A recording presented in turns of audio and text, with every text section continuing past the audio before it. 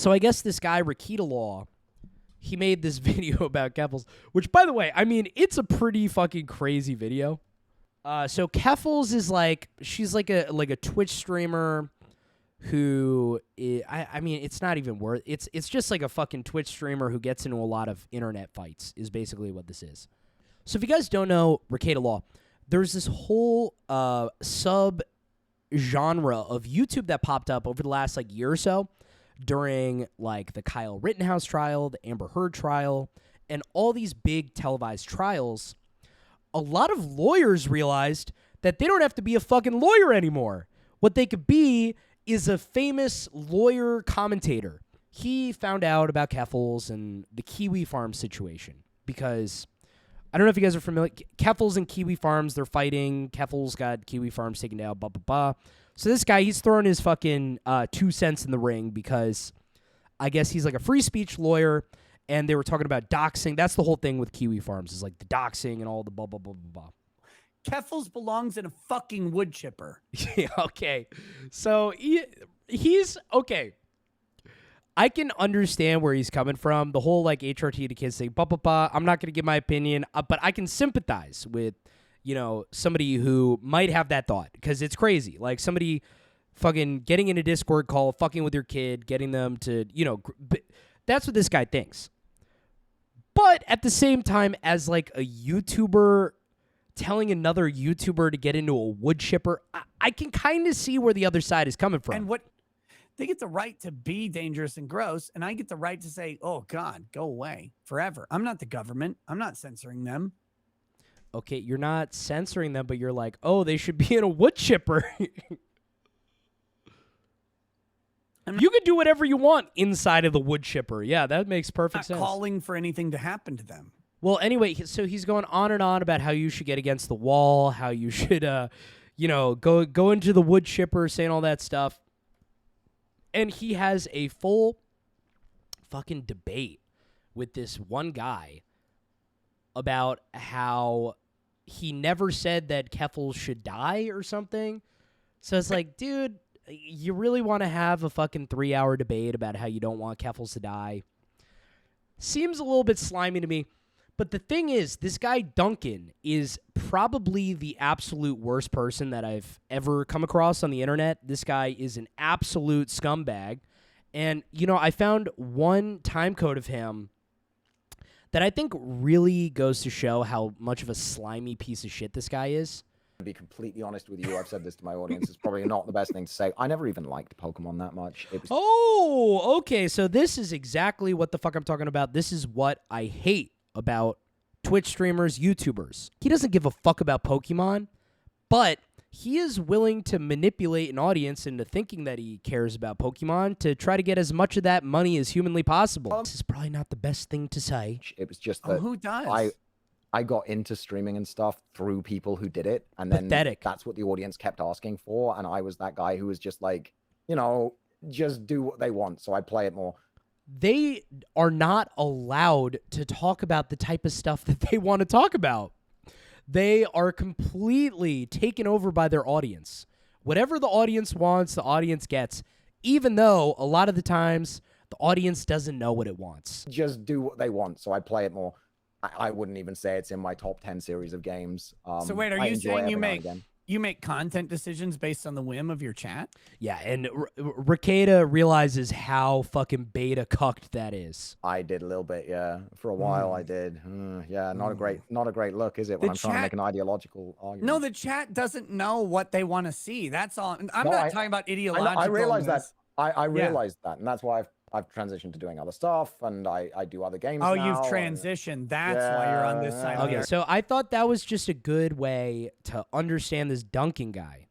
Easy to manipulate. I mean, he's just trying to get clout. He is willing to play a game for hours, for months, because it's going to get him some notoriety in the Pokemon community. I mean, give me a fucking break, man. Huge loser. But now, you know what? I said I'm going to give it to him, though. I'm going to give it to Duncan. He had a really, really funny moment here. No. Keffals' fiance is doing a PhD.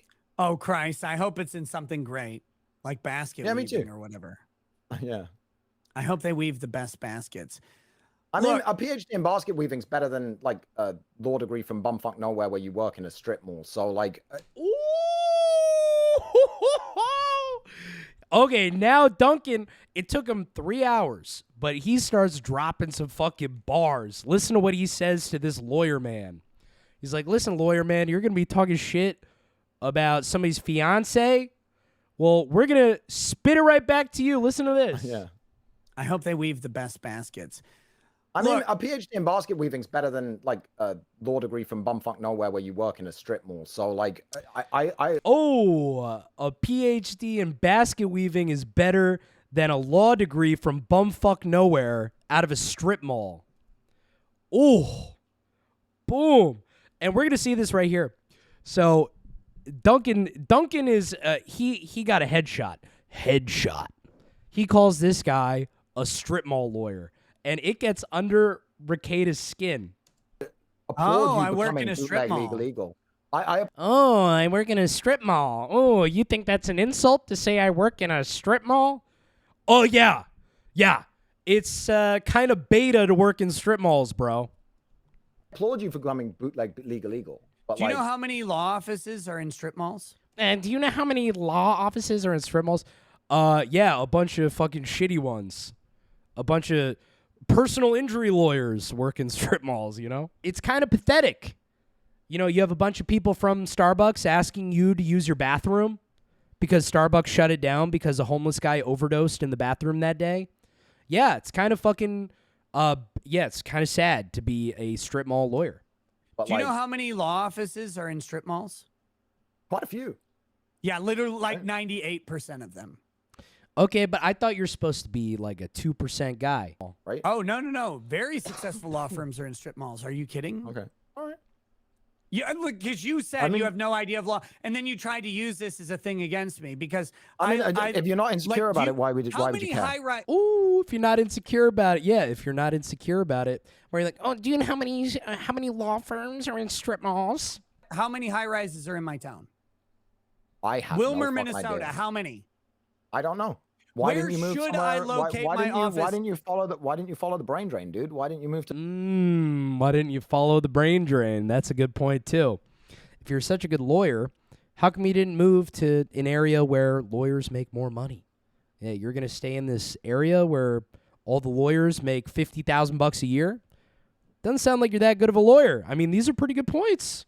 These are the only good points that he's brought up, and I guess it's triggering Rekeita enough where it's having an effect. A big city where you can make more money and be successful as a lawyer. Because my wife's entire family is out here.